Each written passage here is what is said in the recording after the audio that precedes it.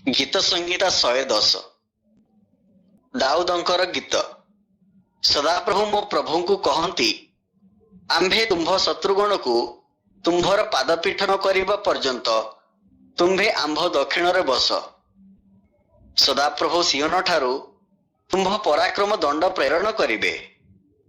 तुम्भे आपण शत्रुगण मध्य कर्तृत्व कर।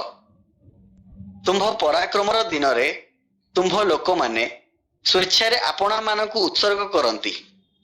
पवित्रतार सौंदर्य रे अरुणर गर्भरु तुम्भर युवक गण शिशिर तुल्य उत्पन्न। सदाप्रभु शपथ करिअछंती ओ अन्यथा करिबे नाही। मल्कीसेदकଙ୍କ रीति अनुसारे तुम्भे अनंतकालीन याजक अट। तुम्भ दक्षिण रे स्थित प्रभु आपणा कोपर दिन रे राजागण को चूर्ण करिबे। से अन्य देशीय मानक मध्य विचार करिबे। से सबरे स्थान सब पूर्ण करिबे।